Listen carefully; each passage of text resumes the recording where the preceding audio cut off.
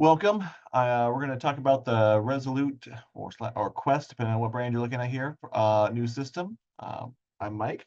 If you do have questions about this stuff after the class, by all means, please give us a call or text tech services or reach out to your local rep. If you have any questions during this training, please feel free to type it out in chat. That way we can answer that question either right away or at the end, whatever, how it pertains to what's going on. And I like it to be in there. That way you don't forget your question. So go ahead and type it out as we're going. Don't hurt my feelings. All right, here we go.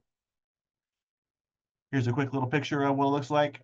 Pretty simple. Looks very much similar to a lot of other units out there. You do have the train or the American Standard badges on there, depending on the brand you get. You're gonna go with. Simply put, we're gonna have 2 outdoor units and 4 indoor air handlers that are matched to it.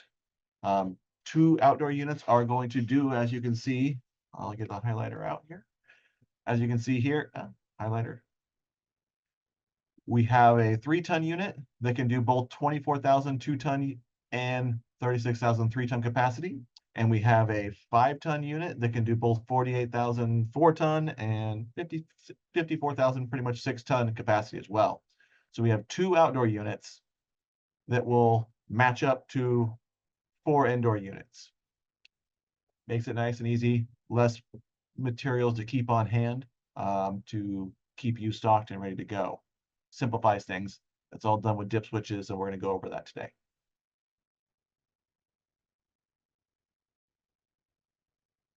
This unit's very quiet, 45 decibels as low as. So we get down pretty quiet, very quiet operation, very similar to most ductless products that we're used to. It's very quiet, which is great. It does have a inverter-driven compressor, so it's going to be a very high efficiency. We're going to hit some very good efficiency ratings on this unit. Gold thin coil protection. So this coil is coated. They say for salt spray, I personally don't recommend anyone putting this like right on the beach, but it is going to last a lot longer than the most typical units that are not coated when you are in a coastal application. We're going to look at a crankcase heater and base pan heater. This is pre-installed, which is great. You don't have to go and add one in afterwards, so this makes it really easy for your installers to have to adjust anything depending on your application. It comes pre-installed, which is fantastic. We're going to work in very cold climates. We're going to go over that later in the training. It goes to very cold climates and it's still producing wonderful BTUs. Like I said, we have 2 units. They do 4 sizes. It's all done with dip switches, and we're going to look at that. The nice thing is it's very simple to set up. I mean, we're just using 24-volt controls. And so we're really happy. This works with our existing 824 or 724 thermostats. Really works with any 24-volt thermostat. We really like the 824 a lot. Makes it really easy to set up. And like I said, wide operating range, cold climate performance. So we're going to get down some really cold temperatures. So you're going to see that. Be very happy with it, I'm sure. Right here, there you go. So cooling to 5 degrees outdoor temp. So like I said, that's amazing. We're able to cool without any special new add-ons to it down to 5 degrees. And our heating capacity, we're going to go down to negative 22 degrees Fahrenheit. This hits most of our applications in the Pacific Northwest very well. So that's fantastic. Like I said, it works really great with the 824 thermostat, just a 24-volt stat. The 824 is heat pump compatible, so that makes it easy. The fan's controlled through the thermostat. We have the switchover valve. That's a big difference. This specific unit will be energized in heating, not in cooling. That being said, the 824 has the capacity to do that. Makes it really nice and convenient for you. So if you are using the 824 thermostat, and for those of you who have used in the past, we do have online diagnostics, which are great. As you can see here, this is a picture diagram, what it looks like on the website. We're going to call that, oh, what is going on? Real-time historic operational info is what they're going to call it. But it's live. That's within a minute. It's going to be updated online, showing the operation of the unit. What is being called for by the thermostat? What is the outdoor temp? What is the indoor temp? Indoor humidity, outdoor humidity, all those readings that can be done with a 24-volt stat will be displayed live online for you as a technician, as a dealer, to monitor and check and see what's going on. Makes it really easy. You will be required, if you are using the 824 or 724, make sure we are putting our dealer code in there. Dealer code is your phone number, company's phone number. With that dealer code logged in, it will populate on your account and your account only. It is locked to whoever is putting their dealer code in, whoever installed that thermostat. We're going to have over 40 different 24-volt diagnostics on this stat, so that's great. Some of those are, as you can see on the screen there, the FTA cooling, which is failure to achieve cooling. So if your stat is set for cooling, it says it's in cooling, but the temperature of the house is going up. It's going to give us a sign that the outdoor unit's not running properly. And you're going to get that alert and that alarm on your diagnostics website. So that's great. Like I said, there's over 40 different alerts and alarms you can get from a 24-volt stat that's not communicating, which is fantastic. System health monitor down below. We're talking about patterns. It's looking for patterns and what's going on with the system. Does it see similar things happening? Are we losing the internet?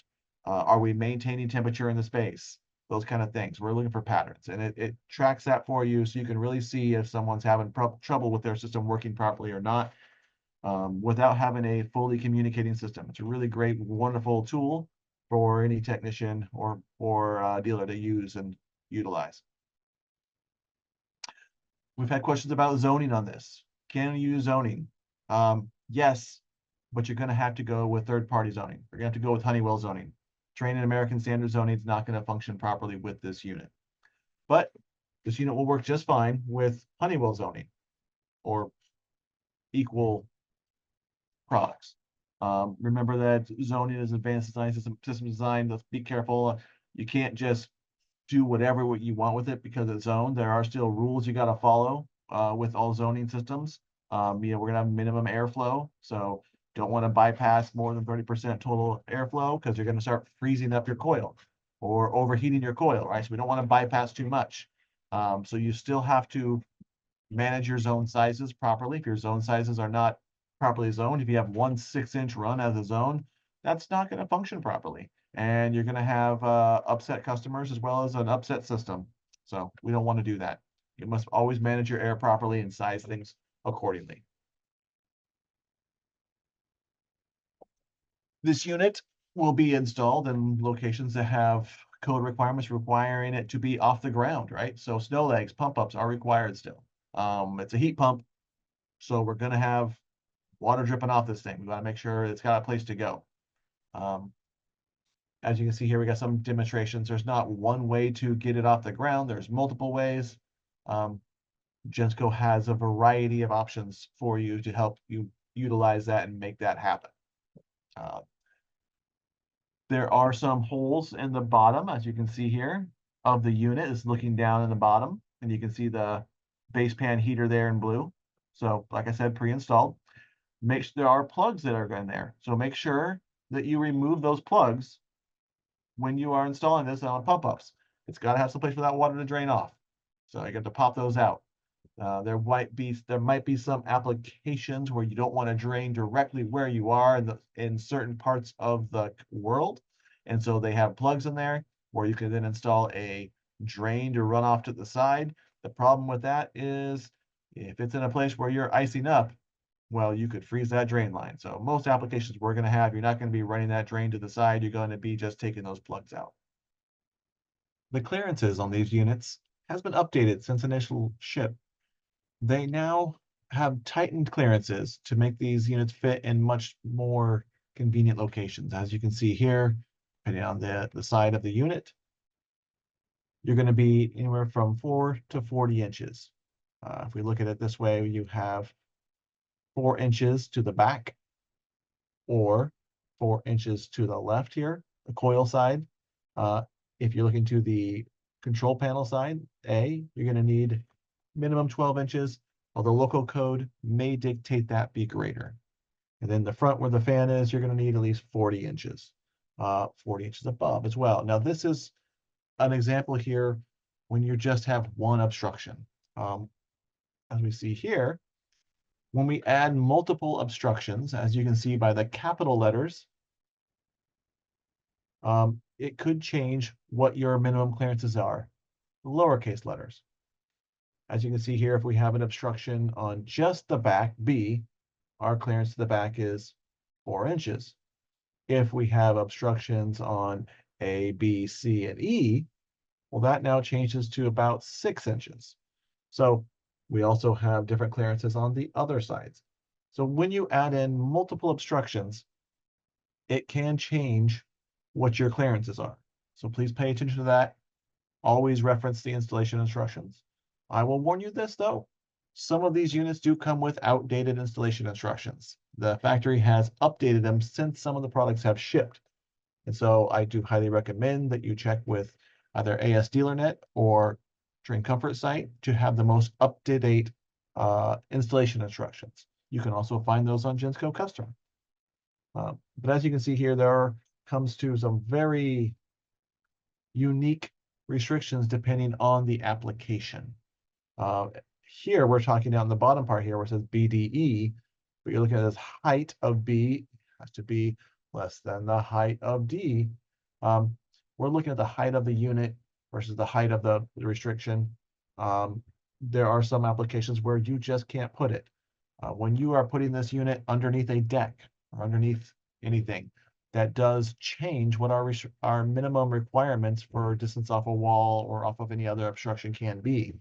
So please, don't want to get into every single example here, but please, when you are having any installation that has obstructions, especially more than one, if you're just up against one wall and everything else is open, you're probably going to be just fine. But once you add multiple obstructions, like under a deck, up against a wall with something else there in a corner, this drastically can change some of your clearances. And in some cases, it's even prohibited. So please, your application, check the installation instructions off of either AS DealerNet or Train Comfort site, or even on Gensco Customer for the most up-to-date clearance. When you are adding multiple units, this again changes your clearances off of each of the sides of the unit. Once we have multiple units with multiple obstructions, again, this changes all your clearances. So if you are having a situation, maybe in a condo or something like that, where you have multiple units being installed side by side, and they are maybe have to be concealed from people passing by, so they're going to have restrictions and obstacles in the way. Please, please, please verify that you're going to have the proper clearances for proper operation around these units when you are installing them. This is all listed in the installation instructions, so please read those. Every time you're installing a unit, I always recommend read the instructions. And if you have questions, because they're going to come up, make sure you're identifying the holes and you are popping out the drain holes. Make sure you're lining up your whatever you're using to use as pump ups. You're lining them up with the legs, and you're securing it properly. If we are in a horizontal application, you are going to be required to put this unit at an angle. So that is something that is a little bit different. There's not a built-in slope to the drain pan, so you're going to have to slope the unit ever so slightly, 5 degrees angle, to make sure we got a good slope for the drain to flow properly. So please do pay attention. This is something people will overlook. If you know you're going to be installing this unit and it has a chance to be in an attic, last thing we want is to be holding water in that drain pan and have the fan be blowing it off and splashing all over and going down the ductwork. So please, please, please read the instructions, pay attention, make sure we have a properly sloped drain line and that we're draining well. I always recommend that when you are done installing it, before you turn this unit on, you pour some water in that drain pan, make sure it all drains out so that we are having proper drainage when it's in operation. The unit comes pre-installed with that coil in an upflow or a horizontal left position. If you're going to go horizontal right, and we're going to see that in the next couple slides, you're going to have to just take it out, flip it over. That being said, downflow that requires a kit. We're going to show you that kit as we get into the installation section here. The kit you have to get that separately. It does not come with the unit. Installer guide. All right, our refrigeration lines made this really simple for everybody. All sizes, 2-ton, 3-ton, 4-ton, 5-ton. Use 3/8, 3/4. That's it. Really simple. Not making it complicated on anybody. One size line set. You don't got to remember a whole bunch of different sizes because it's just one. Every single one is 3/4, 3/8. Makes it really simple for you. Our max line set length is 98 feet, just under 100 feet. And our max lift is 49 feet, just under 50, right? So pretty easy numbers, kind of almost rounded off, pretty easy to keep track of that. Shouldn't be a problem. Oil traps, this is where it gets a little bit different. Maybe where you're not used to that. Oil outdoor unit is above the indoor. Like where's it? Right here. Gonna require oil traps every 20 feet.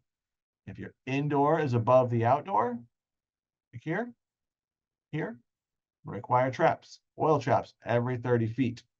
So that's, I would say, unique applications. Not every single, residential installation is going to have a 20-foot lift. So, or even, let alone a 30.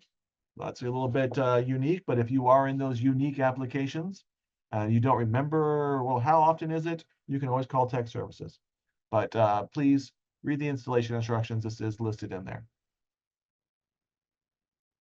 We are going to be flaring these units. These are flared indoor and outdoor. So when we are doing our flares, make sure you're using the right tools. Use proper flaring tools, deburring tools. We want to have a nice, clean, smooth flare with the right angle, not too big, not too small of a flare. Just make sure when you're flaring, you're doing it as per the manufacturer's instructions. Okay, we don't want cracks, we don't want it off center, we don't want burrs. If you've never used a deburring tool and you're going to install this unit, I would highly recommend you invest in one. It's a very good idea. We have different types of flaring tools. Some are easier to use than others. So depending on your expertise and your experience with a flaring tool, get one that's going to work best for you. Because we are doing flaring tools and we are flaring connections, you are going to have torque wrenches. Always use a torque wrench. I don't trust anyone's ability to do a self torque. You are going to be required to use a torque wrench. They're not that expensive. They're very easy to use. They make your job easier, and they work. When you are using a torque wrench, it is recommended to use refrigerant oil or vacuum pump oil in the back of the flare. It's just so it spins smoothly. It doesn't catch and tear or rip the copper. Makes it for an easier job for you, not more difficult. So make sure you're doing it correctly. The torque settings, by the way, are listed. These are taken directly out of the installation instructions. Therefore, you don't need to have a separate guide for it. But if you can't find it in there, by all means, like I said, always reach out to tech services. We're there for you. You may not have a line set that can run the full distance. If you're using 50-foot line sets and you need to go 75 feet, you're going to have to braze 2 pieces of the line set together. And when we're brazing, always, always, always use nitrogen. You will never get the carbon buildup out of your line set once you put it in there. I know I had someone who argued with me that said that they could braze so quickly, so clean that they didn't have to worry about nitrogen. We cut open his fitting. It was solid black like this in the inside. He took a cleaning wheel to it and tried to clean the black soot out, and he could not get it all out. Okay, I don't care how good you think you are. You're not good enough to braze without nitrogen. Nobody is. So always flow nitrogen while you're brazing. Critical, critical.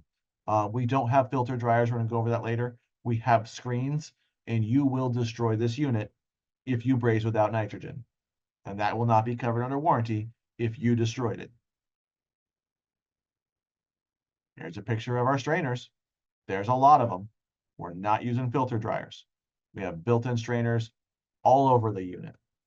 So highly, highly critical that you never braze without nitrogen. You will clog up these mesh screens. And then you're kind of done. So if you want to go through and replace 1, 2, 3, 4 strainers, braze with nitrogen when you're replacing them, that's up to you. That's also on you. It's not a warranty thing because you should not never be brazing without nitrogen. Pressure test. This is a 410A system at this time. Will there be a 454B? I've been told there will be. But as of right now, it's 410A. And so we're going to pressure test to 150 PSI for a 1 hour minimum. Okay. So plan that into your installs. 150 PSI for an hour. When we do pump down, we're going to pump down to 350 microns or less. And it is recommended that you do a triple evacuation.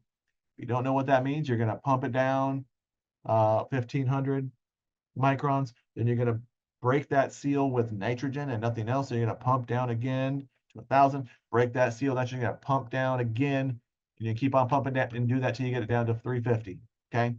If you pump down too quickly on a long line set, you can get the moisture in the line set to freeze up, and then it's not going to evacuate out, which is why we're breaking it with nitrogen. You're going to break it, which is going to help release all those non-condensables, right? We want to get all that stuff out of there. So make sure your vacuum pump oil is good and clean. If you don't know, if you are pumping down brand new systems only, I would never use your vacuum pump oil more than 3 systems. If you are pumping down any existing system, you have to change it out after every single one, okay? You need to change that oil quite regularly. Make sure you're using a micron gauge. If you have never used one of these valve core removal tools, it'll make your life so much easier. You can remove the valve core while still pumping down and put the valve core back in when you're done. This will save you so much time in pumping down. It is, my opinion, it's a needed tool for every technician in the field, whether that's install technician or service technician.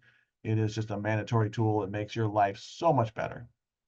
Save you so much time on pump down. You're not pumping through a Schrader core, you're pumping without a Schrader core. And it helps get everything out of the system so much faster. It makes your pump not have to work as hard. Charging. So charging is going to be a little bit unique on this unit. We're going to see why. So we do not do this by superheat. We do not do this by subcool. This is a weigh-in charge only because the outdoor unit comes pre-charged. Your indoor unit comes pre-charged. We are only pumping down the line set, and you only have to add when you're over 25 feet. So 1/3 of an ounce for every foot. So every 3 feet, every yard, 1 ounce. So math shouldn't be too hard. Configuration. Like I said, we have dip switches which tell us the capacity on these units. This information that you're looking at here is in the installation instructions. Keeps it real simple. If you have the 3-ton unit, you will notice dip switch 1 is off for 2-ton, on for 3-ton. If you have the 5-ton unit, dip switch 1 is off for 4-ton, on for 5-ton. Pretty simple to follow. One tricky thing though, if you're looking up there, if you look in real close on the zoom in part here, you'll notice 1, 2, 3, 4 is right to left. In the installation instructions, 1, 2, 3, 4 is left to right. The circuit board is installed, I don't want to say it's upside down, but it's upside down from what the installation instructions show. So pay attention to your dip switches, what number you're switching, and which way is on and which way is off. It is labeled, as you can see clearly here in the picture, in the insert here. It is clearly labeled, but I want you to make sure you guys are actually paying attention to this stuff, okay? All right, the next dip switch. I only got this one make a 4. We got to worry about in the outdoor unit. 2, this is for defrost termination temperature, okay? So Pretty simple. Remember, these switches are upside down. Standard defrost is dip switch 2 is on. A stronger or extended defrost, it is switched to the off position. Okay. You got to do this with the powers off. Please understand all dip switch changes must be done with the power off. So why would we want this extended defrost? There are certain parts of the Pacific Northwest that don't need that extended defrost. If you're in Portland, if you're in, I don't know, Salem, if you're on the coast, you probably don't need it. If you're in Seattle, probably don't need it. If you're in Montana, you're in Spokane, if you're in Bend, you're probably going to need extended defrost. We have freezing fogs and a lot more unique conditions that are a lot colder. And so we hit those unique conditions where we can't defrost fully during a regular defrost cycle. This will extend it to a longer defrost cycle to make sure you're fully cleaning that coil of all the buildup of ice.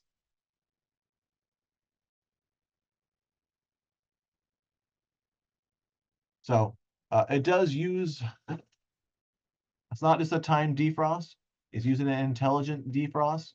So we are using a coil sensor, a coiled tube temperature sensor, and the outdoor ambient temp sensor, okay? So termination is based off of those two readings, and it's going to judge how long it took to defrost. So the system's going to be learning. So it's going to learn that humidity changes because it can't read humidity. So on a normal, maybe a 35-degree day, it takes only 3 minutes to defrost, but maybe it's a 35-degree day and raining, and it might build up ice so fast that now we have to do a more frequent defrost or a longer defrost to get all that ice off of the system. So it's constantly learning. It's not going to stop doing that ever, which is great. So as conditions change, so will our defrost cycle. It is smart. It is learning that stuff. So that's helpful. It's not just some basic generic time defrost. It only didn't, and for that same reason, we're only going to defrost when it senses ice buildup. So if we have a unit that's completely freezing up, being frozen up for days, and it's not defrosting, that's because we have a sensor that's not reading properly, most likely. It is on demand. So fan will turn off for defrost, very standard for most units. There you go. It's kind of like this extended defrost for those of you who deal a lot with Train American Standard, JPR2, jumper number 2, our term on our defrost boards, it's like cutting that. Okay. All right, so we're going to go here. We're going to call this trimming capacity. So we have ways to make this thing slightly more aggressive. So as we're going to get into the wiring later, you're going to find out we only have a Y terminal. There's not a Y1 and a Y2. So it's wired up as a single stage heat pump, but it is a variable speed unit. It does have a compressor that's going to ramp up, and it does this over time. And of course, as it ramps up to its highest capacity, it's going to use more power. And so we kind of have a couple different options here. We have what's called strong mode. We have what's called energy saving mode. Those are done with two different dip switches. They will override each other, or they can't override each other. You can't do strong mode and energy saving modes at the same time. It's one or the other or neither. If you're not sure which one to do, I'd probably just leave it at normal. Don't change anything and you're fine. If for whatever reason you have a customer who wants it and they say, you know what, it's taking too long to heat up my house, I want it to get hot faster or get cold faster, you can switch it into strong mode, okay? So strong mode. To do that, we have standard as in the off position for both of them. To go into strong mode, you'll switch dip switch 3 to on. And you'll leave 4 in the off position. If you have a customer who wants more energy savings, they want to save as much power as possible. Let's take a lot longer, slower ramping profile. You would leave dip switch 3 off and turn dip switch 4 to on. It's just to make this thing ramp from its starting capacity to its max capacity in a either normal, fast, or slow.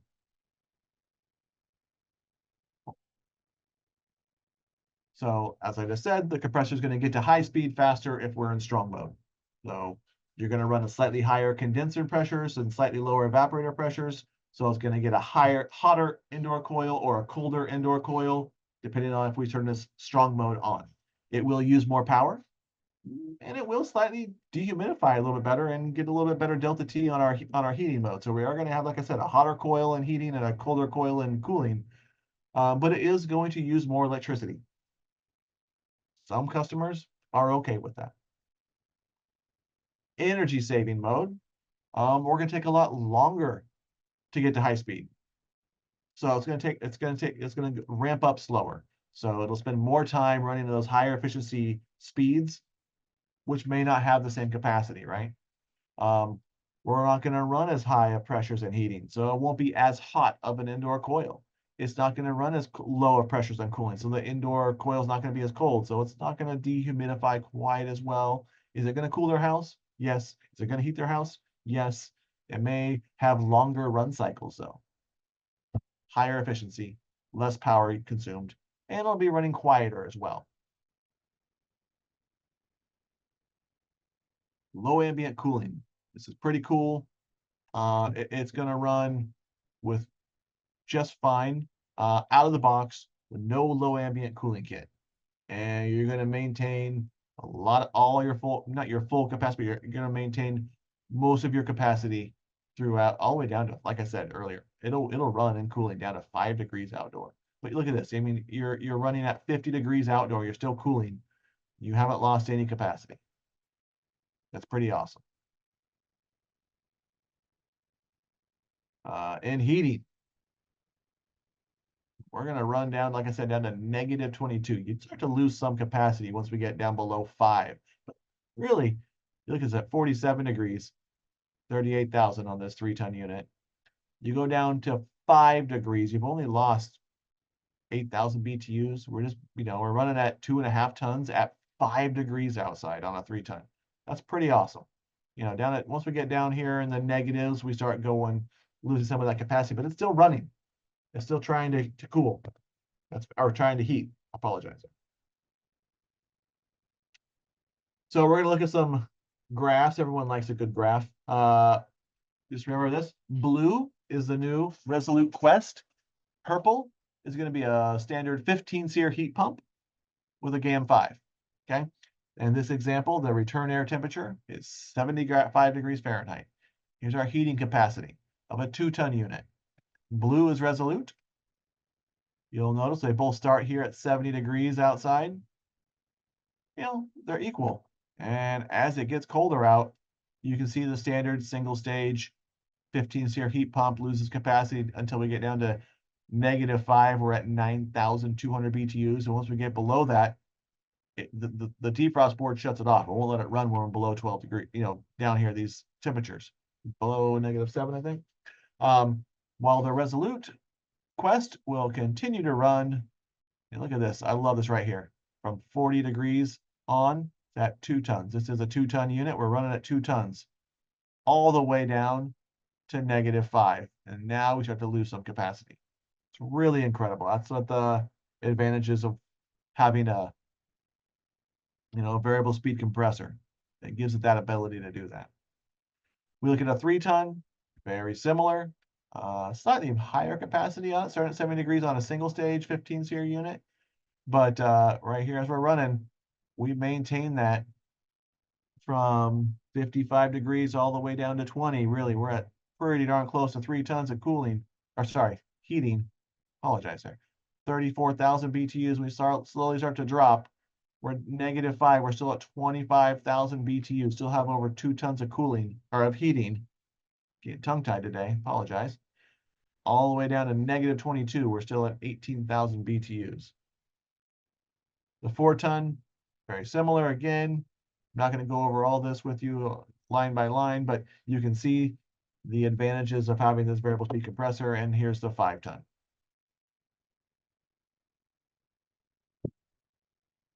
Great capacity, even at really, really cold temperatures. Without any low ambient kits, without any changes to this unit, that's just how it comes out of the box. It works like this. So that's really wonderful. Easy for you to set up. as a dealer. Piping and components. We're gonna look at kind of how this works. You look at this picture here, there's a lot going on. I'm not gonna lie. It looks confusing. And you know, if you're just looking at it like that, it is, but we're gonna dig into it a little bit. It's not that bad. So the outdoor unit has sensors on the suction and discharge line, very similar to most units, as well as pressure transducer on the suction line and the outdoor temperature sensor. Very similar to any unit that we use that has an EEV in it, right? So right there, none of that's new, none of that's different. With the input from the sensors, the outdoor unit can calculate superheat and subcool in the system during operation. So it's making sure that it's not going to have a problem operating at our extreme ranges of temperatures of cooling of 5 to 129 or heating negative 22 to 75, right? It's going to maintain it with that variable speed compressor.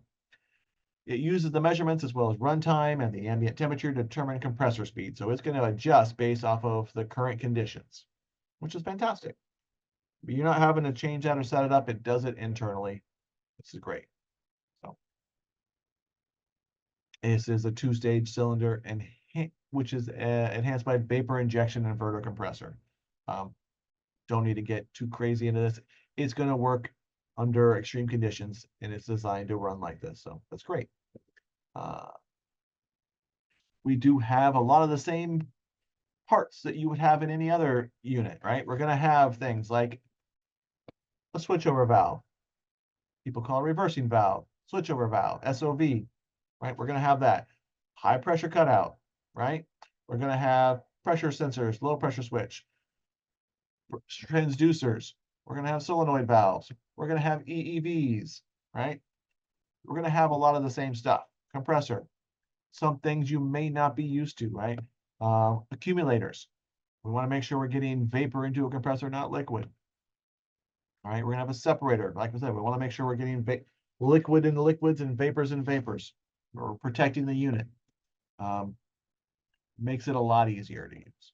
Makes it a lot easier to function at extreme conditions without having to have any problems, which we like. We don't like problems. You see these right here, these little X's. We're going to go over those here coming up very soon because we're looking at the air handler next. We're going to have shutoff valves. We'll look at that a little bit closer in the next coming slides. Our air handler, let's go over the installation. We have constant torque motors in these units and the air handler and TXVs. So TXVs make it so we don't got to worry about the sensors that you would have with an EEV. It's going to run it always at the same target superheat coming out of the unit. High efficiency brushless DC motor. So constant torque motors, you have to set the speed tap. So you're going to be required to take static pressure readings to set your fan speed. I like to make sure everyone understands that's required. Like I said, we take a look at these shutoff valves. Here is a picture of the air handlers, and you can see those shutoff valves right there. We have ports to hook up to them to check, but we also have a valve. You can take that cap off and open and close this valve. Our indoor coils come pre-charged with a little bit of refrigerant, which means you're pumping down just the line sets.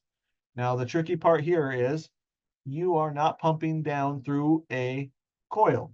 So you must pump down both liquid and suction lines. Both liquid and vapor lines must be pumped down. So make sure you're hooking up to both. I have seen some people who hook up to just one line. You want to hook up to both because we are not pumping through the coil.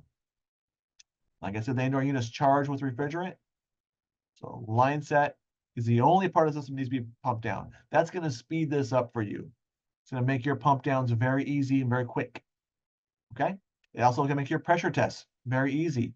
Now, not very quick. You got to wait an hour, but you're just pumping down and checking your flares. So you're going to pressurize that to 150. You're going to have 1, 2, and on the outside, 3, 4 flares to check. And if you braze somewhere, bubble test your brazes. Okay? One thing you're going to have to make sure you have on hand, 5/16 to 1/4 inch connectors right here. Why? Because these are 5/16.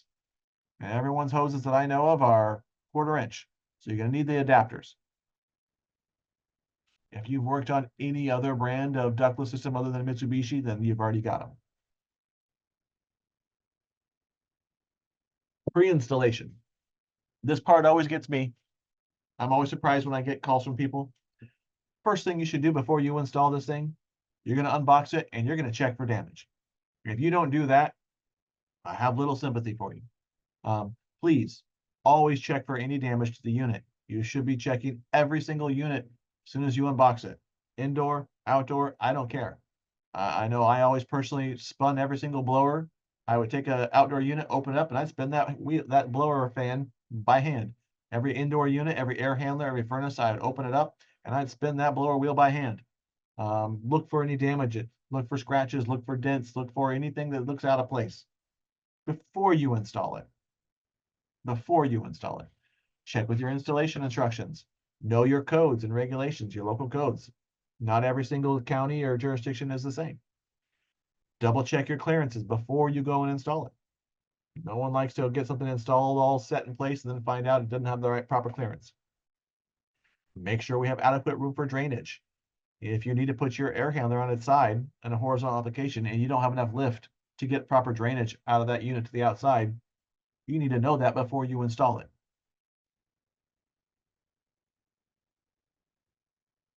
Like I said, it's a 3-position air handler out the box. So horizontal left, horizontal right, or upflow. Downflow kits are available, but they do not come with it. So you will have to order that separately. Your drain configuration is going to change depending on your application. Configure from the factory for upflow or horizontal left. So if it's going into upflow or horizontal left application, you do not need to do anything with that drain pan or the coil. It's ready to go. For horizontal right, you're going to be required to remove the condensate pan and configure on the opposite side of that coil. You have to flip it, right? This is something that the last part here, the P-trap part, a lot of people, for some reason, don't understand this. It's got to be deep enough to overcome the static pressure. What does that mean?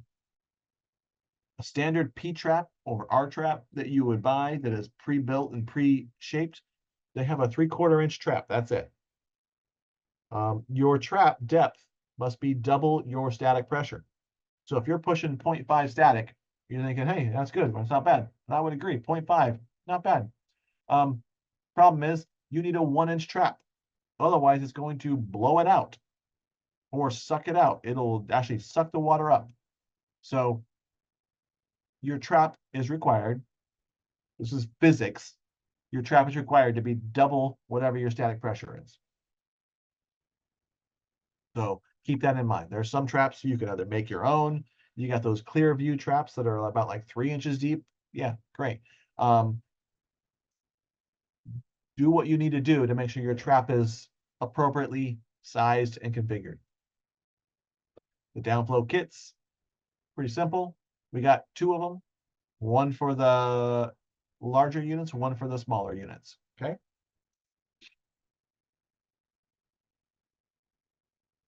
As you can see there, 2 and 3 ton units are going to use this kit.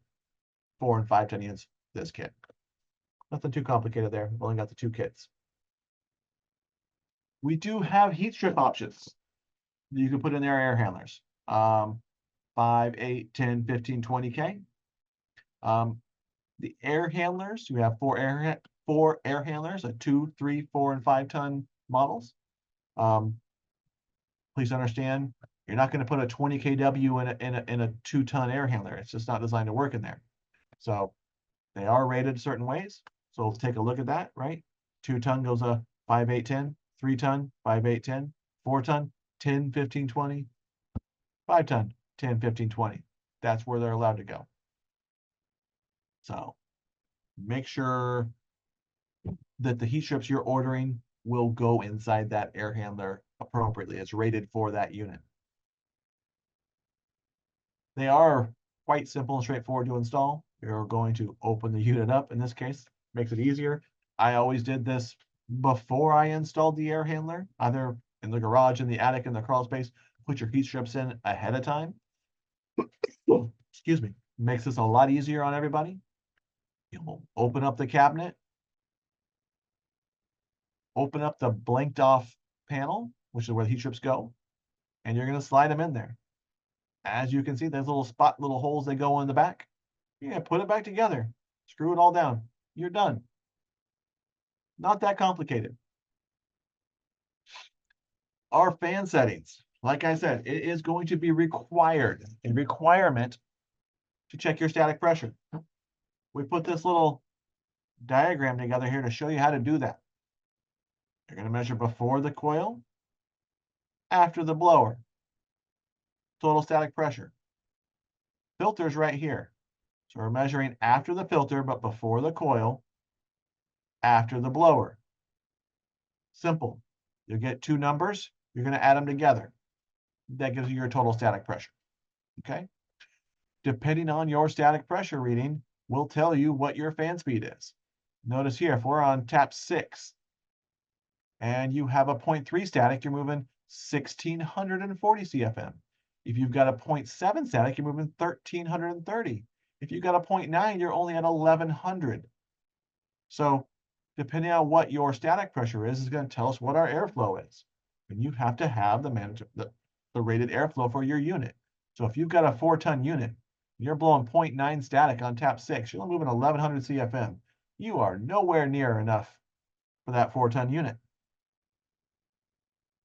Can you just turn the fan speed up? Not really, because you're really going to raise your static pressure at that point. That means we got a ductwork problem. You got to figure that out. But please know your static pressures. Please don't call into tech support saying, I don't know what my unit's freezing up. I don't know why. And I say, well, when I ask you what your airflow is, if you just tell me tap 6, that's not telling me what your airflow is. Your airflow is based off of your static pressure readings. So dip switches on the unit are used to set your fan speeds. Like I said earlier, dip switches must be set with the power turned off. And you're going to measure by total static pressure. This is a little bit different. G circuit controls all fan speeds. Okay.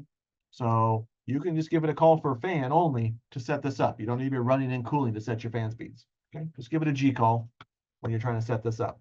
Makes it easier on you. You're going to have in the installation instructions for your specific model, it'll show you what your dip switch settings need to be set for, right?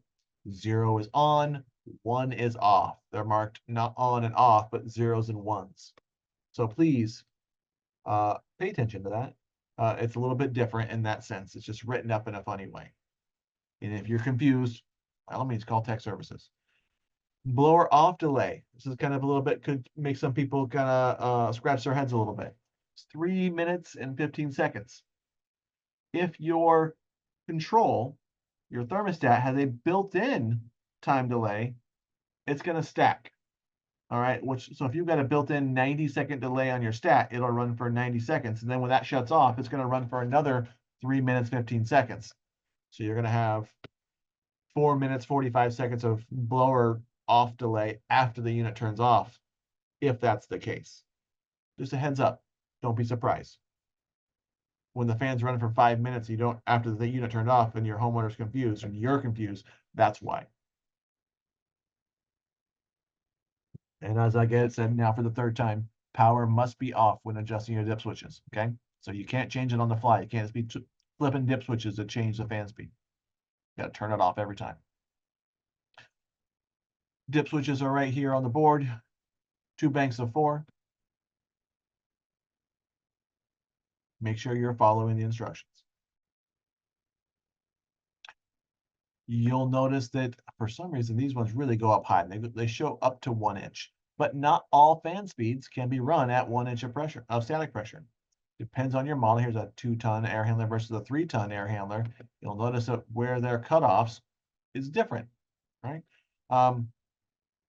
In this case, tap 4 can only go up to 0.4 static. Down here, tap 4 can go up to 0.5 static. So you have different rules on different air handlers. Make sure you're following your air handler's specific instructions as far as setting your fan settings. If you're running on tap 4 and you're at 0.6 static, don't do it. What I mean by don't do it is fix your ductwork. You probably got something wrong there. Here is the 4 tons and 5 ton units. I don't need to go over every single way to set every single one, but please notice, I mean, these things have a very large range. Tap 8, as high as 2300 CFM, as low as 1550, up to 1 inch, right? So that's a wide range. It's almost 800, it's like 750 CFM difference. That's a huge range in what you're going to get out of this thing, depending on your static pressure. Always, always, always check your static pressure.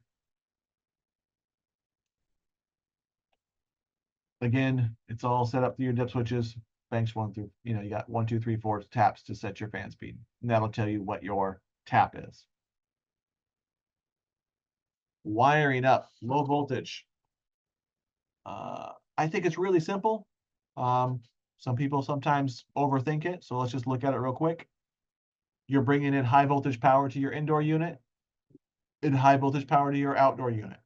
Unlike some ductless systems, the outdoor does not power the indoor. You need a separate circuit to power the indoor and a separate circuit to power the outdoor. Okay? They both run off of 240.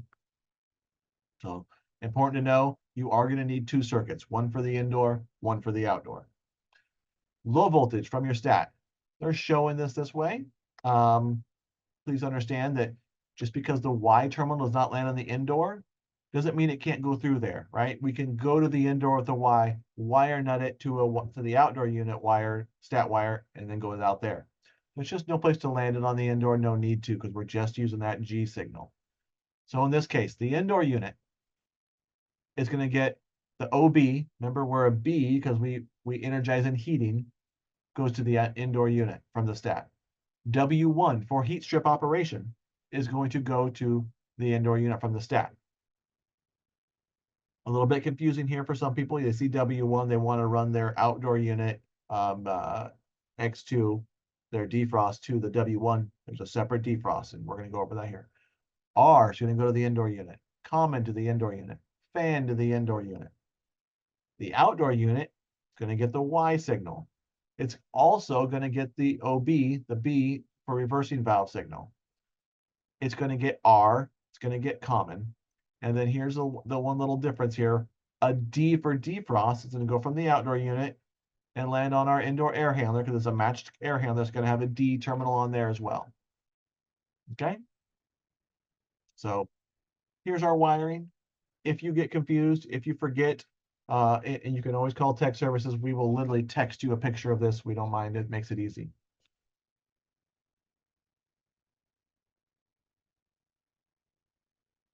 Air codes. I'm not going to go over all these air codes, but I want you to know there's a bunch of them. They're very specific. So that really makes it a lot easier for diagnostics, or not super generic where it's just saying EEB problem. It's going to give you very specific what's going on, which is great. It simplifies some of your diagnostics to make it easier. It's going to give you those air codes on the outdoor unit. Oh, excuse me. The Quest Resolute unit comes pre-charged. Like I said, the indoor coil on the air handler comes pre-charged with 0.55 pounds, just over half a pound of 410A refrigerant. That's not nitrogen in there.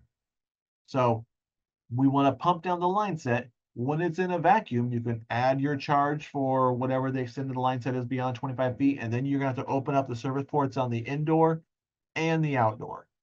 Okay. If you install electric heat, bring the power from the circuit breaker to the circuit breaker of the electric heater, and not L1, L2 of the indoor unit.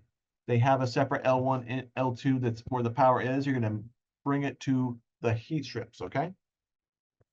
Because that's going to override what the air handler is. That's very similar to any electric air handler. Reversing valves energized on a heat call, not a cooling call. So we're a B circuit, not an O circuit, okay? Below 32 degrees Fahrenheit, we're going to need an 8-hour preheat on that compressor. It's got a built-in sump heater on it. I'll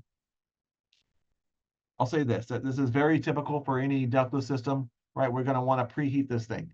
8 hours is more forgiving than some brands and maybe less than others. But how are you going to do this?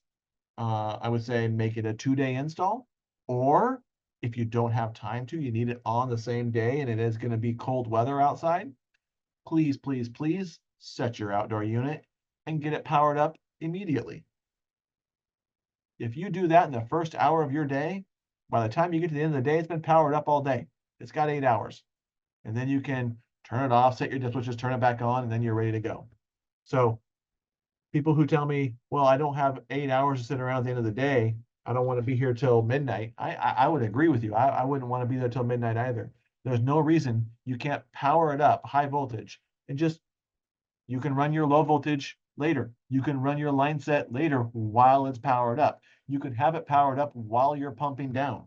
So power to the outdoor unit does not need to be the very last thing you do. In fact, it should be one of the first things you do on these. Just think of it that way, right? If you're planning ahead properly, this should never be a problem.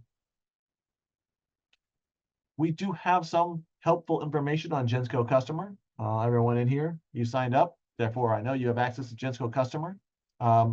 It's under, go to Technical. We're going to have some, I'll go to the next page here. You go to the Tech Links, right? Tech Links. And you go to under the train part or American Standard part, under outdoor units right here, Resolute dip switches, and we have some other stuff there.